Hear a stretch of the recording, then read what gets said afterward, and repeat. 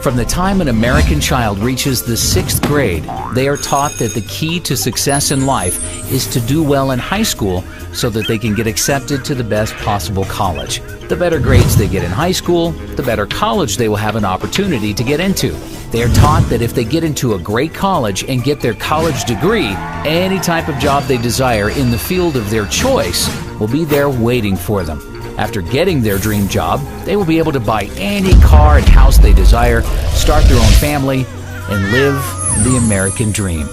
Most Americans today have an expectation of future economic success simply by obtaining a college degree. The entire purpose of elementary school is to prepare students for high school, and the entire purpose of high school is to prepare students for college. In fact, the U.S. now has hundreds of private college preparatory high schools that, at a cost of $25,000 per year, are supposed to increase students' chances of getting into a top-tier college. Students are taught to believe that if they don't go to college, they will be on a path to nowhere and will have no chance of ever building a successful career. Government regulations like No Child Left Behind have left grade and high schools in shambles. Instead of teachers having the freedom to think outside the box and use creative techniques to prepare their students for the real world, they are forced to be narrow-minded and teach with worthless information that will never help their students have successful careers. Today, there are no high schools left in America that teach students the knowledge necessary to start their own business, invent their own product, or even how to use the internet and other free resources to become educated about things without attending college. The annual cost to attend the average private four-year college in America today is $27,293, up 29% from 5 years ago, during the 2005-2006 school year when the annual tuition cost $21,235. This does not include the cost of textbooks, which have tripled over the past decade. Colleges are now charging $200 for each single textbook that has no resale value because they put out new, slightly revised versions with a new name each year. The textbook publishers are even colluding with college bookstores to make custom textbooks so that students can't save money by buying them online. Colleges are getting kickbacks from publishers in order to destroy the used textbook market, which by itself is proof enough that college administrators are only interested in lining their own pockets and have no interest in helping their students.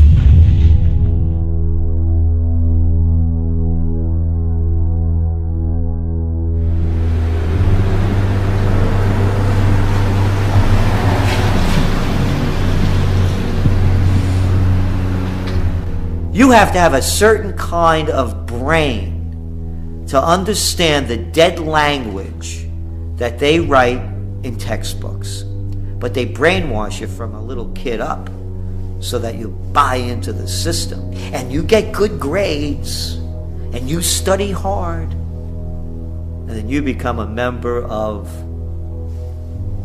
the total system. No freedom. You don't know how to think, because they told you how to think their way. College tuition has seen 5.15% annual price inflation over the past 5 years. This is despite the fact that U.S. real estate prices are down 26% from their peak in July of 2006, and the Dow Jones is down 18% from its peak in October of 2007. Even oil is down 38% from its peak in July of 2008.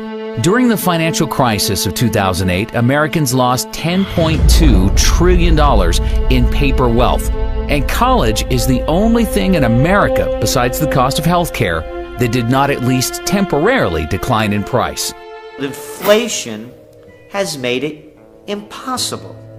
Again, when I was a kid, it wasn't, you never heard parents saying, we're planning and putting money away for your education because it's going to cost us $100,000 and we have to keep putting that money away so that when you graduate, not only will you not pay us back, you're not even going to get a job.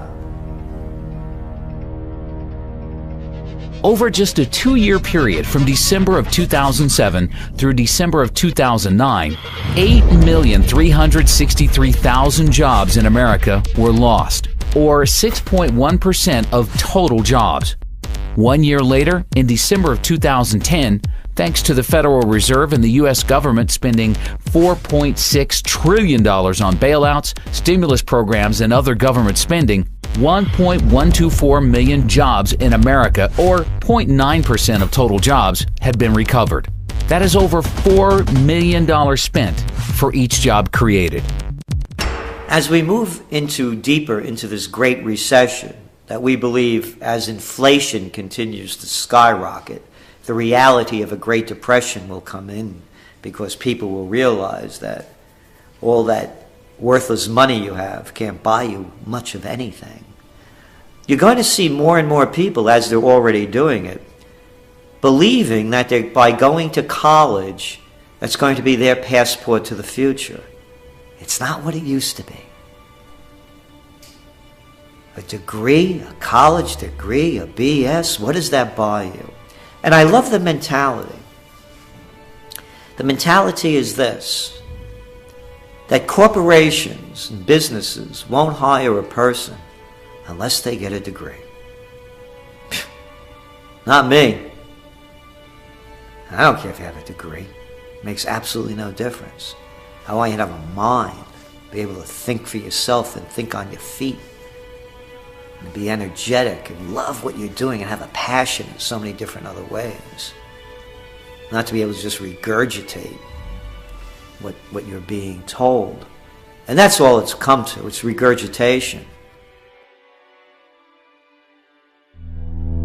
During an economic downturn when Americans are losing their jobs, their primary instinct is to seek higher education in order to make themselves more attractive to potential employers and better position themselves to receive a job.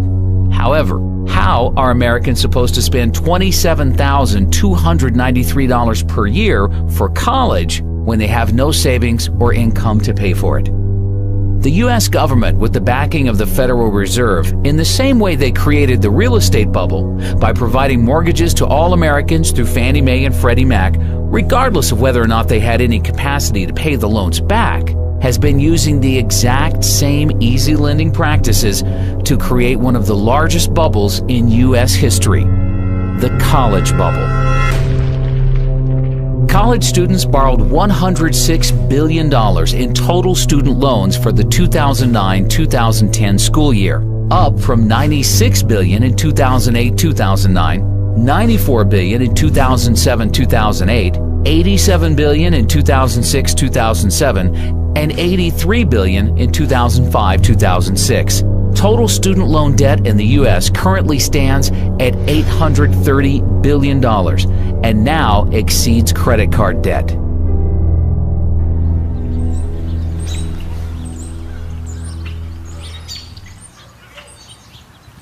I was so pro-education. That's all I wanted in my life was an education. And you know, I'd like to still be pro-education, but to put anybody through what I've been through, no. Really, in my case, the education, I think, really ruined my life. Right. So, I mean, I would have been better off if I just would have gone to work at, you know, McDonald's or something, actually. So that is unbelievable. Because this is a debt I can never get over.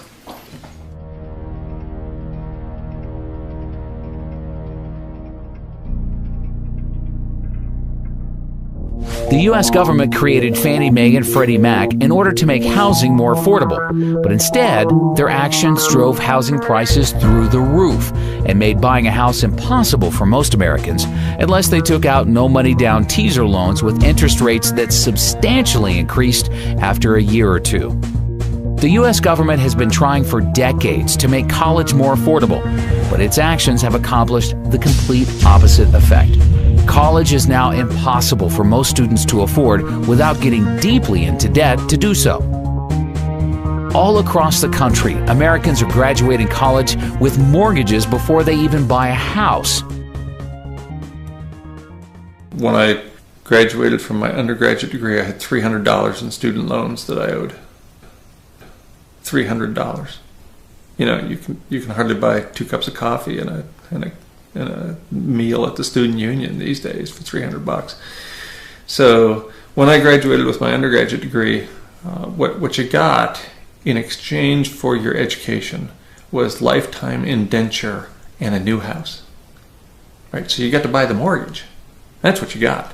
You got your degree, you got out of school, you got a job, and therefore you bought a house because culture drives you to buy a house. So now you're in debt. You have to work. Now you have to be part of the wage slave economy for the next 20 or 30 years until the house is paid off. These days, college is the new house, and you don't even get the house. As soon as you get out of school, you're indentured for life.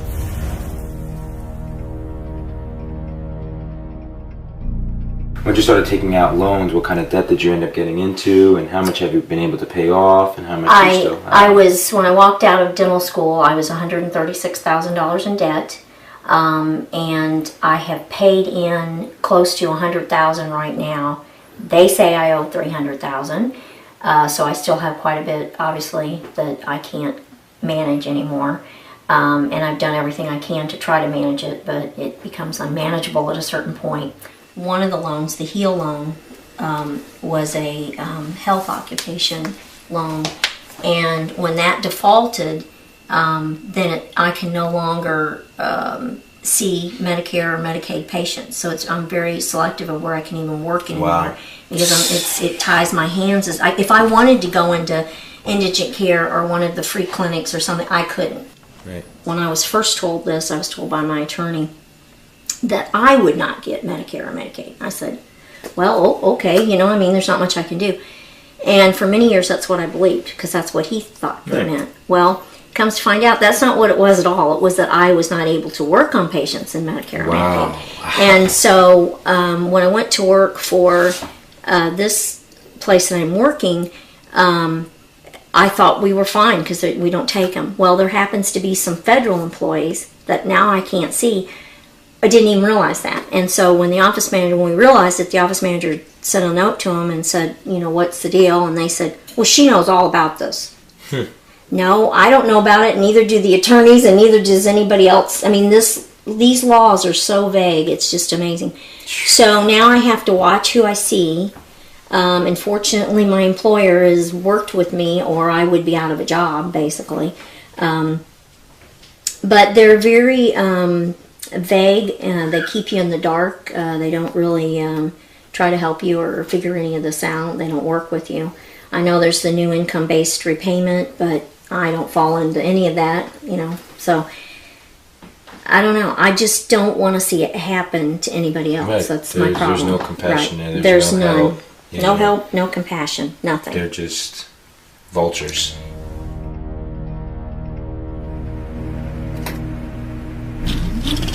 Back in the 1970s, the average college student was able to afford their college tuition without any student loans or help from their parents. They were able to pay for college by working a part-time job year-round or by simply working full-time during the summer when they were off from school. Not only that, but they were also able to afford their own car payments and possibly a small apartment. The U.S. government destroyed this by providing easy student loans to anybody who applied for them without any credit requirements.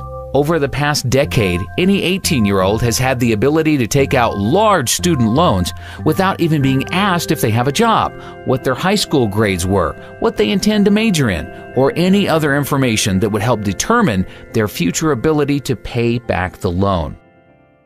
These are, this is a paper, and this is of course a copy, I have the original, of what they gave me the day I graduated from dental school.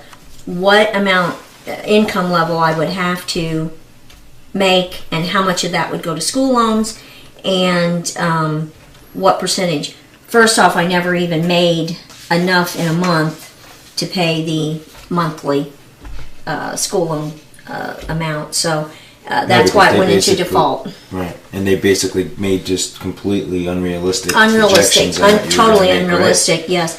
I've not even managed to make any of them.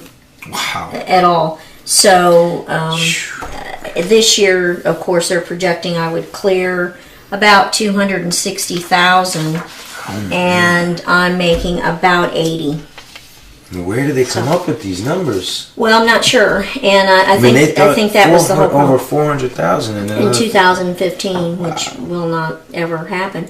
The problem is, it also is your percentage of your school, of what they're taking. I know it's been proposed at 10%, and I think that is the fair amount. But at some points, I paid as much as 34% of my wage, 32% of my wage. Right now, I'm paying 25% of my wage to school loans. And that's a huge amount when you have other debts and other bills as well. Thank you so much. No, thank you very, very much for what you're doing. I appreciate it. Thank you. Really appreciate the help. Today, 2/3 of students are graduating college with an average student loan debt of $24,000. And the government is now making the situation many times worse by completely taking over the student loan business. Hidden inside of the recently passed health care bill, the government passed a complete student loan overhaul where they removed commercial banks from providing loans to students. Now, all students will receive their loans directly from the government at artificially low interest rates. There's absolutely no reason why we, the taxpayers, should be funding college education. And that's what we're doing when they're giving government aid. You know what my college debt was when I got out of school? $1,500. $1,500. You talk about inflation? You talk about inflation? You know what it used to cost me a whole year to go to school? $2,000. And that included room and board. You want to talk about inflation? You're never going to be able to get out from that debt. You're an indentured servant. That's right. That $120,000 you owe, the $80,000, the $40,000, the $250,000 if you're a good student that went to law school and you're that much in debt without a job, you have to pay it back. There is no way out. That's the system.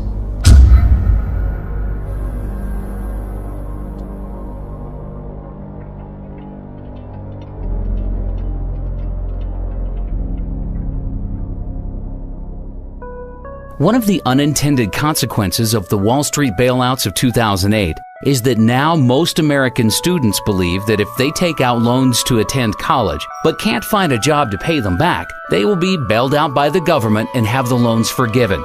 NIA believes this is indeed what will ultimately happen, and therefore it will be U.S. taxpayers who end up paying for the artificially inflated, sky-high tuitions for all college students who can't or choose not to repay their loans. It won't only be taxpayers who suffer. All holders of U.S. dollars worldwide will ultimately pay for everybody's student loans, as the Federal Reserve is likely to print the money to make up for these bad debts, which will lead to hyperinflation and a worthless U.S. dollar. Many students are outright abusing the system. Although government student loans get sent directly to the college or university to pay for a student's tuition, private student loans that are guaranteed by the government usually get sent directly to the student in the form of a check. NIA has been hearing countless reports of students using this free student loan money to buy food, electronics, clothing, jewelry, even cars. The friend of one NIA member used his student loan money to rent and furnish a fancy apartment in Manhattan and didn't even go to college. Even when the loan comes directly from the government and goes straight to the college, there is often thousands of dollars left over each semester after tuition is paid for. This extra money then gets dispersed directly to the student in the form of a check. There is an epidemic in America of students using their student loan money for non-educational purposes, and absolutely nothing is being done to stop this from happening. This is complete insanity, and all Americans will pay for the madness in the very near future.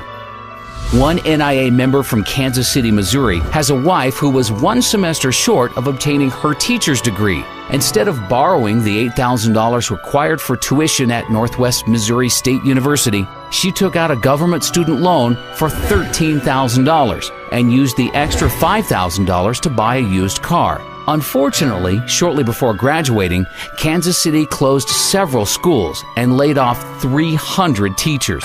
She is now working at a school cafeteria for $8.50 an hour.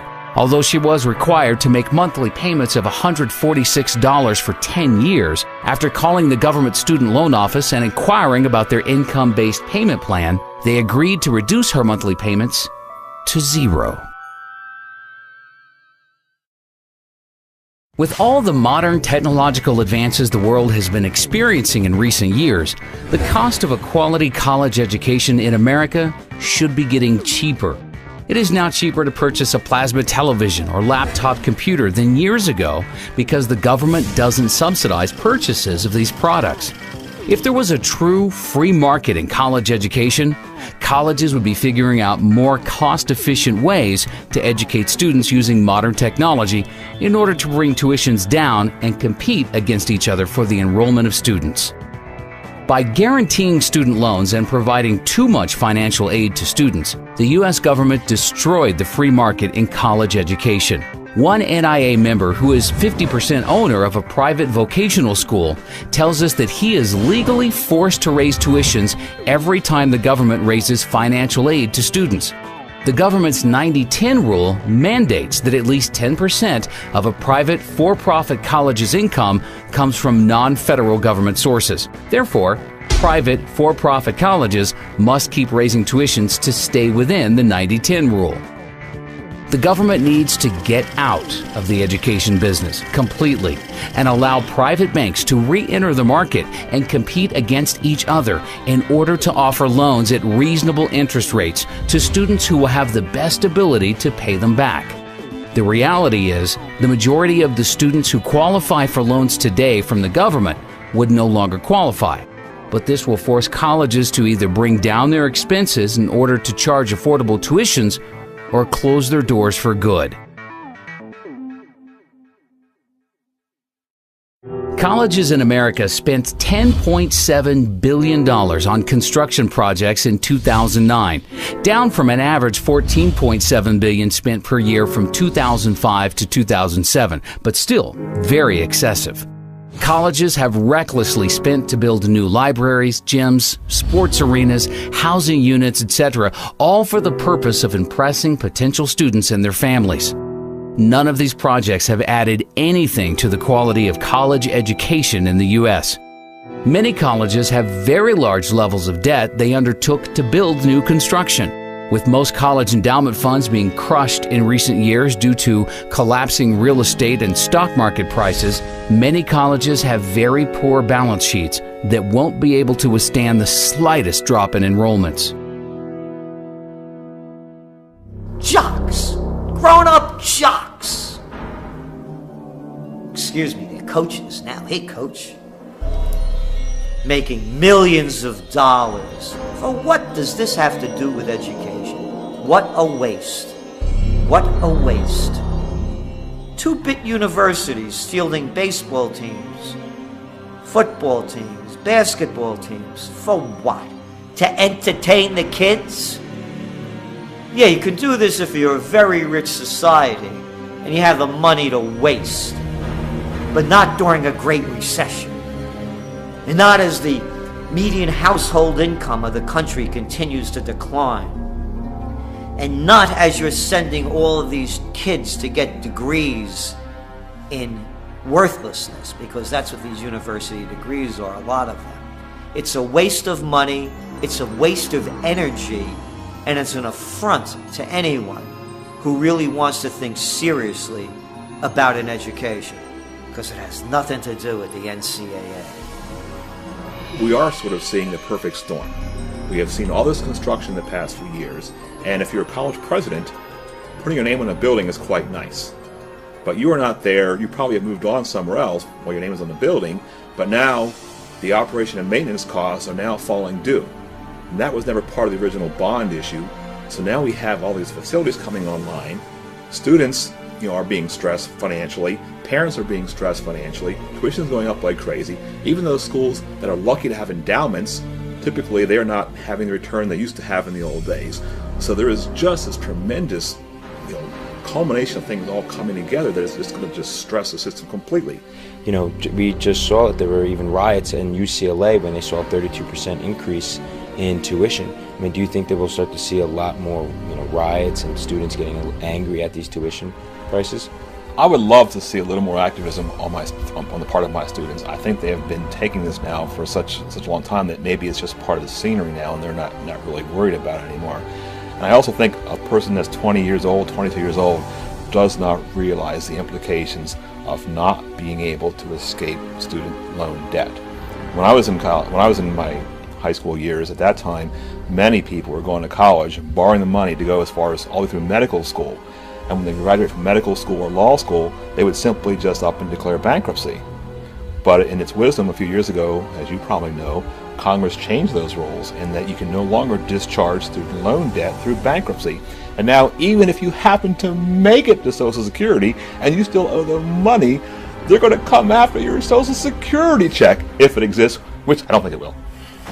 With NIA projecting all U.S. interest rates to rise dramatically over the next few years to multi-decade highs, many colleges will likely be forced to double or triple their average tuition inflation rate to 10 or 15%, just to cover rising interest payments. As the word spreads about this documentary and Americans become educated to the truth, more and more students will wake up to the fact that college education is the largest scam in American history. We are about to reach a point where students say enough is enough and refuse to pay higher tuition prices. There are currently a total of 4,168 public and private 2- and 4-year colleges in the U.S. In the near future, as the U.S. dollar begins to collapse and American families are forced to spend more than 30% of their income on food, we expect to see a sharp contraction in the number of colleges in America. NIA conservatively believes 20% of American colleges will close by the year 2020. Of the colleges that remain open, NIA projects an average decline in enrollments by the end of this decade of between 15 and 30%. In fact, enrollments by American students in each college could decline by as much as 50%, with Chinese students using their soon-to-be strong yuan to become educated in the U.S. and price American students out of the market.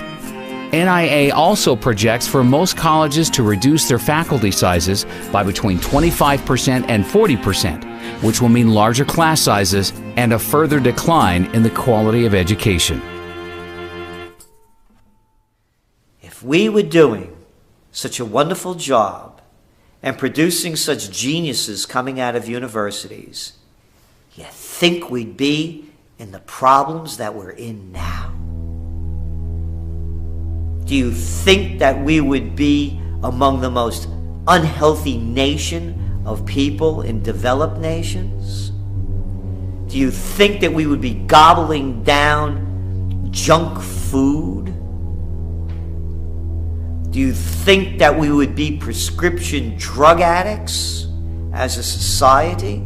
Do you think that we would be in the greatest recession that's heading toward the greatest depression? Do you think we would be in Iraq and wasting trillions of dollars fighting losing wars in Afghanistan and now in Pakistan? Do you think that we would have presidents and senators and congressmen and legislators of such low mentality that we have now? Do you think that we would have the rampant greed of the white shoe boys on Wall Street if the universities were turning out anything of quality, considering the trillions that are spent and the tens of millions that are educated?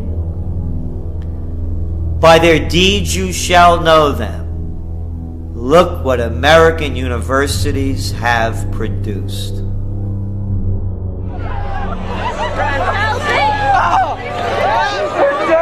The simple truth is, any American high school student who has any savings put away that they are planning to spend on college would be much better off simply investing this money into physical silver. A senior in high school with $30,000 in savings who buys physical silver today will likely have enough money to buy the median U.S. home 4 years from now. while all of their friends will be graduating college with no job or money to buy a house, but will be stuck with hundreds of thousands of dollars in debt and a worthless piece of paper called a college degree. How worthless is education?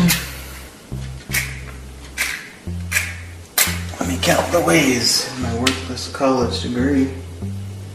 Worthless. That's what a college degree is worth. Here's my worthless law degree. Equally as worthless. Here's my worthless license to practice law. Worthless. And here's my worthless computer science degree. Also worthless. That's the value of education.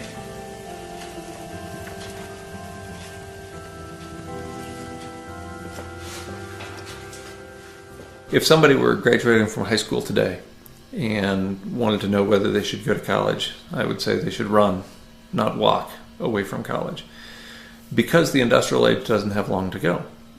There's no way that I would encourage somebody to go 4 years or more to undergraduate school, rack up a bunch of debt, and learn a bunch of nonsense that isn't going to do them any good when there's no fuel at the filling station, no food at the grocery store, and no water coming out of the municipal taps. Well, why would you go to college to go into a huge amount of debt to get nothing in return, not even something that might facilitate your survival, much less your ability to thrive? So at this point, at this late era in the industrial economy, I wouldn't encourage anybody to go to college. It hasn't been a very good deal for quite a while, and it certainly is a really bad deal now. I confer upon you the degree for which you have worked so hard, with all the rights, privileges, and responsibilities thereto. Congratulations.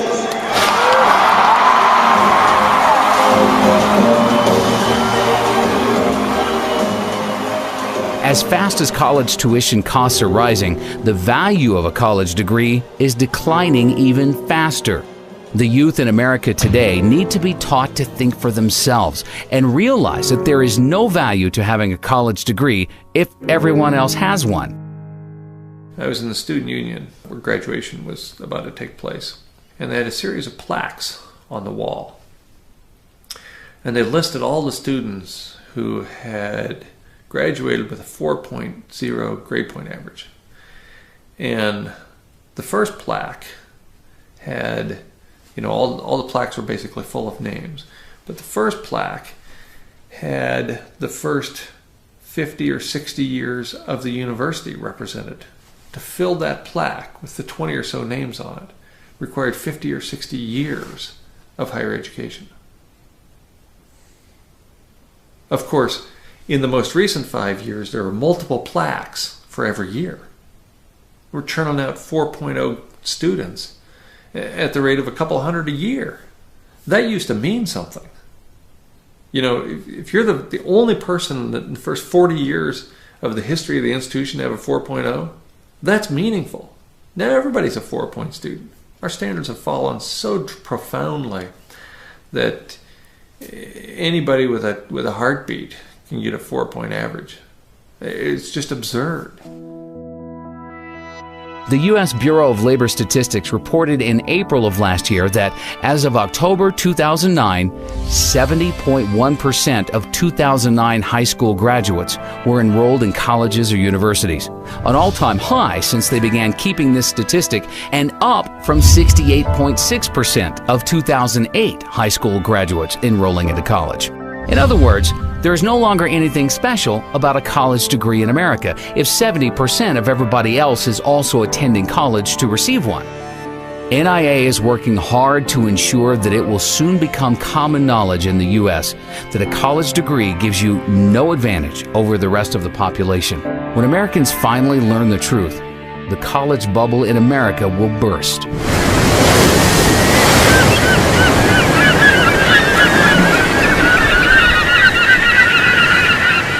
College enrollment has been increasing really since the late 80s. But what kind of is an unknown secret is since 1992, the majority of college graduates, 60% of them, were in positions that the BLS considered low skill and typically did not require a high school education.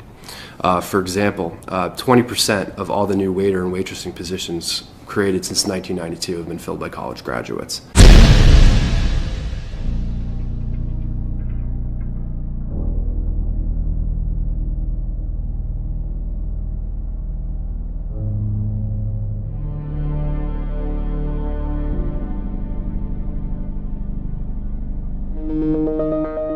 Of the 29.9% of recent high school graduates not in college, 70% of them were able to successfully find jobs without a college degree. These Americans are already building important workforce experience, which NIA considers to be far more valuable than any piece of paper. By comparison, only 42.1% of recent high school graduates in college have a job. And most of these are part-time jobs where the students are building very little workforce experience. The 57.9% of students in college without jobs, not only are they wasting their savings and getting deeply into debt for a worthless piece of paper, but they are losing out on valuable income they could have been earning during those 4 years. One of the greatest myths in America today that is used to scam Americans into overpaying to attend college is that college graduates make more money in their lives than Americans without college degrees, and therefore a college degree is a great investment. According to studies from biased organizations like the College Board, Americans with college degrees will earn $1 million in additional income over their lifetime compared to high school graduates with no college degrees. You know that college graduates earn $1 million more on average than those without a degree? Graduates from four-year colleges earn nearly an estimated $1 million more. Most colleges and universities in America use this $1 million in additional income statistic to hype and sell their product. It has been repeated so many times that it's just about been accepted by all with nobody questioning its validity. However, for any student thinking of attending college, they need to consider the facts surrounding this number and compare it to the true cost of attending college. With the cost of annual college tuition now at $27,293, if we assume continued 5.15% college tuition inflation over the next 4 years, the average cost for a student entering college now to receive their bachelor's degree in 4 years will be $117,900. Therefore, even with the current college inflation crisis, an expenditure of $117,900 on the surface seems like a good investment if the return will be $1 million. The secret truth is, most college students do not receive their degree in 4 years. The Americans who are earning $1 million more in their lifetimes are actually spending an average of 6 years in college before receiving their degrees. Therefore, assuming continued 5.15% college tuition inflation for years 5 and 6, the total cost for the average student's degree in order to earn their $1 million in extra income will be $186,349. For those who borrow that full amount and pay it back over 10 years at a 6% interest rate, the additional interest expense would be $61,914, bringing the total cost of the degree up to $248,263. Then you need to consider the matter of lost income. The average high school graduate who finds an entry-level job without a college degree earns $35,400 per year over the first 6 years. For the majority of college students who don't have jobs, they are losing $212,400 in income over their 6 years in college. Combining the expected cost to attend college for 6 years with potential interest expenses and lost income, and now we are at a total cost of $460,663, all for the hope of earning an extra $1 million over a lifetime. Another important fact is, all of the reports that show $1 million in extra income for college graduates over high school graduates include students who receive GEDs as being high school graduates. Most GED recipients weren't motivated enough to graduate high school and therefore shouldn't be included in these statistics as real high school graduates. NIA believes GED recipients are unfairly skewing down high school graduates' average incomes. Also, the simple truth is, some Americans are just more motivated than others to make money and have successful careers. Somebody who wants to earn a high income usually goes to college because they have been suckered into believing it offers them the greatest ability to do so. Whereas most Americans who don't attend college don't have as strong a desire to have a successful career. 95% of college graduates interviewed by NIA with annual incomes above $200,000 tell us that their college degrees had absolutely nothing to do with their business success. In fact, of these same people surveyed, 90% of them said that they probably would have become successful at a much earlier age and be making even more money today if they didn't waste so many years of their life attending college. The phony $1 million in additional income study that was conceived by the education industry in order to deceive Americans into overpaying to attend college is just one of many false, misleading studies that they have created in an effort to create an illusion that college is a good investment, no matter how high tuition prices rise. The mainstream media has been working with the education industry and helping them perpetrate their schemes on the American public. One of these schemes was the 2008 pharmacist shortage hoax. 3 years ago, there were 15 new pharmacist schools getting ready to open in the U.S. In order to create artificial demand for enrollments to all of these new schools, the industry decided to create an illusion that there was a huge shortage of pharmacists in the country that will continue for the rest of the decade, with 150,000 new pharmacist jobs needed by 2020. One place where the U.S. economy has too many jobs and not enough applicants is in pharmacies. Because there's a shortage of pharmacists, many are overworked from putting in long hours. With pharmacies open 24 hours a day and a huge population of aging baby boomers consuming larger amounts of prescription drugs, it adds up to an industry that cannot find enough pharmacists to go around. From the student standpoint, and our students know that when they graduate, they have a job. I mean, in fact, they have a job even before they have graduated.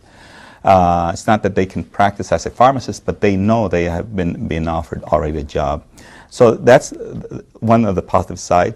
On the negative side is the pressure that's put on the schools to really come up with the number of pharmacists that are needed in the future. By some estimates, the U.S. would need more than 150,000 new pharmacists by 2020 to match supply with industry demand. Experts say the pharmacist shortage will continue for at least a decade or more. In the meantime, at least 15 new pharmacy schools are expected to open their doors by 2010, even as existing schools expand in size. NIA has been hearing dozens of reports from its members with family members who have graduated pharmacy schools 6 months to a year ago and have sent in their resumes to hundreds of different pharmacies in the New York metropolitan area and have yet to even receive one job offer. Even experienced pharmacists are having major difficulties finding pharmacist jobs. The husband of one NIA member retired 5 years ago as a pharmacist in New Jersey, but has now decided to re-enter the workforce so that their family can accumulate enough gold and silver to survive hyperinflation. Unfortunately, he was forced to leave his family and move to a rural part of Alabama in order to receive a pharmacist job paying only $18 per hour. Law schools have also been deceiving the public with false and misleading statistics.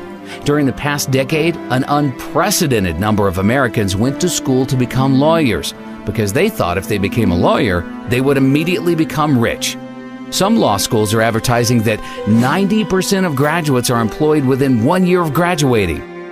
The unfortunate reality is, law schools are deceiving their students with these statistics because most of their graduates who are employed within a year of graduating are not employed at law firms. They can be employed at Walmart or McDonald's, but the law schools will still consider them to be part of their 90% employed within a year. A lot of schools right now will tout a job placement rate after graduation, or what percentage of their graduates are employed X amount of months after graduating with a degree. And what you're seeing sometimes is manipulation and outright just fraud in how they calculate this. One major law school was recently admitted to hiring a bunch of unemployed legal graduates to work in their admissions group at the same time their placement rate survey was being conducted. So yes, were they employed at the time? Yes, but it wasn't an illegal profession.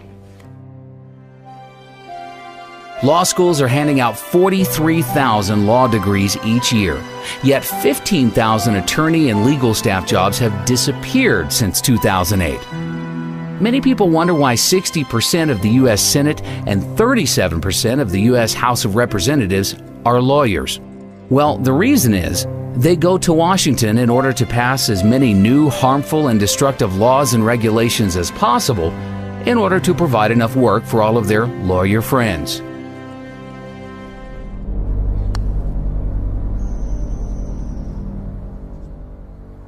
So I decided to go to law school. I went to Chapman University School of Law. I graduated in 2005 and passed the bar in 2005, July of that year.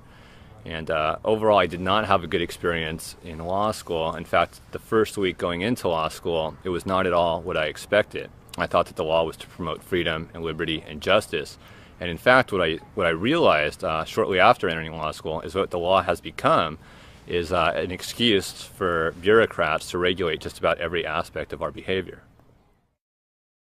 All of the needless legislation that is passed each year in order to provide work for lawyers has the devastating unintended consequence of destroying what little is left of the free market. Small businesses are the backbone of the U.S. economy, but it is now nearly impossible for a small businessman with limited financial resources to build a large, successful corporation in any sector because their legal costs would eat up all of their capital needed for research and development. Lawyers do very little to add real value to society. In fact, most legal and financial related service jobs on Wall Street are made possible solely due to inflation. It is because of the Federal Reserve's 0% interest rates and trillions of dollars in bailouts that all of these jobs exist. But these jobs only exist because money is being stolen from middle-class goods-producing workers and being redistributed to non-producing workers on Wall Street. A lot of people that I graduated with found law to be very similar to how I found it, and that is, it wasn't really about helping people or benefiting the community. It was really just a system whereby bureaucratic lawyers make money trying to interpret complex statutes that really serve no purpose. There is a law for just about everything. You want to marry somebody who you love, you have to get a license to do that. You want to develop the real property that you purchased, you have to go to the city and get permits and licenses to do that. You need permits and licenses to do just about everything that should be legal because you're not hurting anybody else. To start your own business, you need a business license, you need your taxpayer ID number, you need all kinds of things just to get up and running. And so all these restrictions and laws and statutes, a lot of them which are not even passed by Congress, they're simply passed by administrative bureaucracies, they hamper the economy, they hamper economic growth, and they actually act in a tyrannical sense against people starting their own businesses and providing for themselves. 75 years ago, agriculture made up 28% of the U.S. GDP. Today, the service sector makes up 76.9% of GDP, and agriculture makes up only 1.2%. The only way for a country to produce real wealth is by farmers growing food, miners mining for gold, silver, and other precious metals, drillers drilling for oil, natural gas, and other commodities, and manufacturers manufacturing real goods that can be exported to the rest of the world. Goldman Sachs has never created one dime of wealth for our country. Yet most politicians in Washington have been brainwashed into believing Wall Street jobs are necessary for the U.S. to have a strong, viable economy. Likewise, nearly all Americans who have gone to school during the past decade have gone to school for degrees in legal, financial, or other service sector jobs. Almost no Americans have gone to college to become farmers, gold miners, or oil drillers.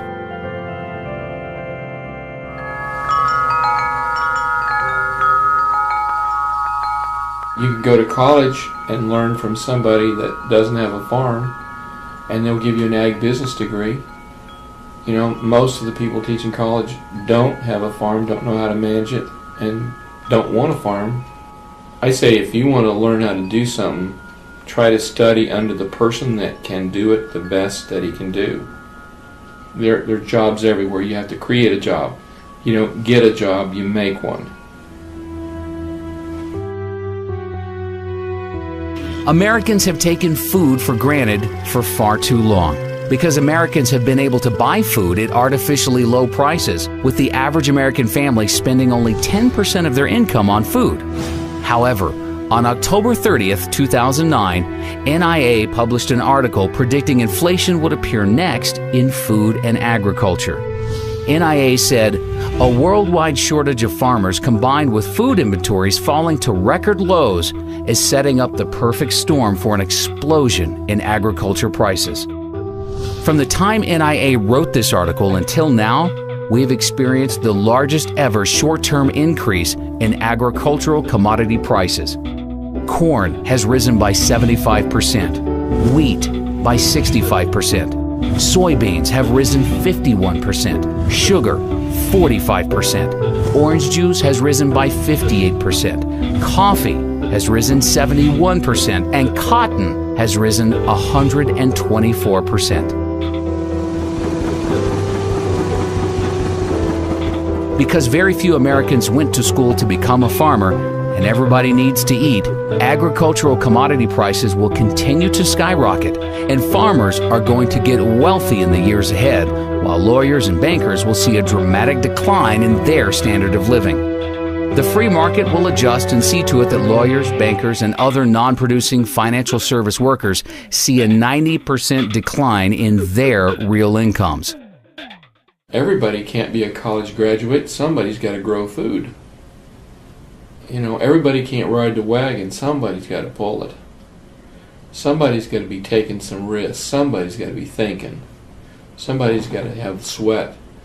Last summer, this lady I was telling you about that bought some cattle from us, she came here to get some cattle in August, and my grandson was downstairs splitting firewood. We burn firewood in this building because it saves us about $600 a month over burning propane.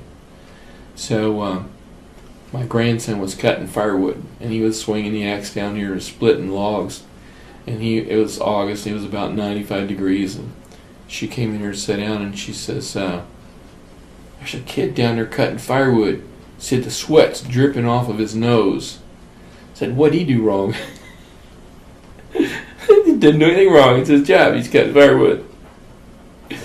That's her grandson, he's 14, he'll cut 6 cords of firewood a day. That's what he does. The only thing that has been supporting the U.S. service sector economy for so long is the U.S. dollar's status as the world's reserve currency and the world's willingness to hoard trillions of dollars in U.S. dollar reserves in order to trade oil and other valuable commodities. The U.S. dollar became the world's reserve currency because it was backed by gold and the U.S. had the world's leading manufacturing base. Today, the U.S. dollar is a fiat currency that is backed by nothing, and our manufacturing base has been rapidly deteriorating, with most of the products the world buys now made in China and other Asian countries. The Federal Reserve just announced that it will print another $600 billion, which will dilute the purchasing power of the U.S. Treasuries held by our creditor nations and cause them to soon abandon the U.S. dollar as the world's reserve currency. The entire U.S. economy is a Ponzi scheme that is dependent on the rest of the world continuing to buy larger amounts of U.S. treasuries. Pretty soon, not only will the world stop buying our treasuries, but they will dump the treasuries they already own. All of our deficit spending will have to be paid for by outright money printing.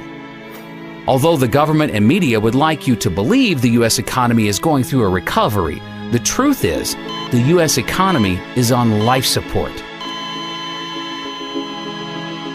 It is impossible to have an artificial boom created by artificially low interest rates from the Federal Reserve without a major depression afterwards.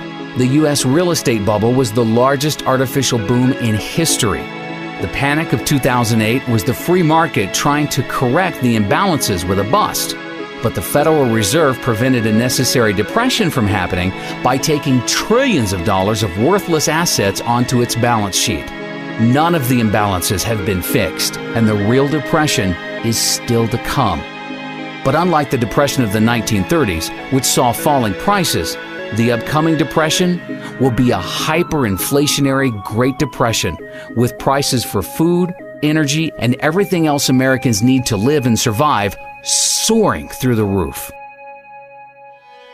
All young Americans today should be entering the workforce as soon as possible in order to generate enough income so they can accumulate physical gold and silver. When the US dollar collapses, only those with gold and silver will be able to buy food and other goods needed to live and survive. Those with the most gold and silver will have the best chance of surviving the upcoming collapse of the US dollar. Our country needs to wake up to the reality that the world is changing and Americans will need to undertake new methods of survival. The American mindset has become so obsessed with the belief that college is the key to success that by the time most people wake up to the truth, it'll be too late. One NIA member recently took his son to the doctor, and the doctor asked his son if he was going to attend college. After his son said he doesn't know what he wants to do, the doctor went on for 10 minutes praising the virtues of a college education. Our member then explained to the doctor the realities of our new world and how college is a scam and no longer worth attending.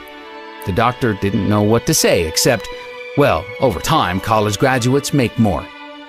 NIA believes that the future of education is over the internet. Americans today can purchase just about any type of product they want over the internet for substantially less than they can find it in a retail store, because online retailers have substantially less overhead costs.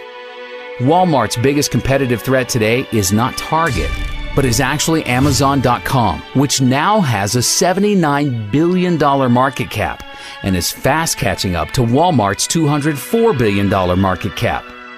The largest and most profitable college of the future will be an online college that attracts all of the most successful professors from around the world and allows them to teach an unlimited number of students over the internet. Students will have the opportunity to be taught by the very best in any field of their choice from the comfort of their own home. They will receive a much higher quality education for only a small fraction of the cost of attending a traditional college. By the end of this decade, NIA expects online colleges to gain at least a 25% market share of the total higher education industry. Well, you actually also teach online courses as well. I mean, do you think that that's the future, online learning? I think the future actually is online learning. If the grid can stay up, which I hope it does, I think most people have an interest in seeing that happen. So I think a lot of things could fall apart before the grid and the internet does. So I think that's the way. I always ask my students, does it really make a whole lot of sense for all 20 of us to drive here every Tuesday and Thursday to get together to talk about digital media stuff when we really could do this with a little bit of re-engineering and actually have, instead of all of us coming together, if I came to you wherever you were? I think that's a model of the future. If you figure out each student probably spends 2 gallons of gas a day to come to class, times 20 students, times 15 weeks, add up how much gas that is and how much that costs. Who wouldn't want to have that money back, especially over a couple of semesters? Especially now because we have a much richer media environment to use for teaching and learning. I can now embed videos in my classes. I can bring in things like the National Inflation Association videos to my classes. I can bring dynamic, compelling things to my class that even in the old days, if I was really a compelling speaker, it's far better now. So even a mediocre professor like me can make my class rich and interesting, even in the online environment. You tell me the difference about sitting in an auditorium in NYU with 1,000 other people or sitting in front of your screen and listening to a professor. What's the difference? Look what's going on in India. They estimate some 500,000 Indians have gotten university degrees in engineering through online. Interactive view is what I called it back then. And how many did we turn out in the USA in the same period? About 150,000. It's the future. The future is now. But they're holding us back on real internet learning, real real digital online learning because of the people that want to control the system, the ones that want to have the tenure, the whole college industrial complex. That's all it is. It's a racket. Just like war's a racket, colleges have become a racket.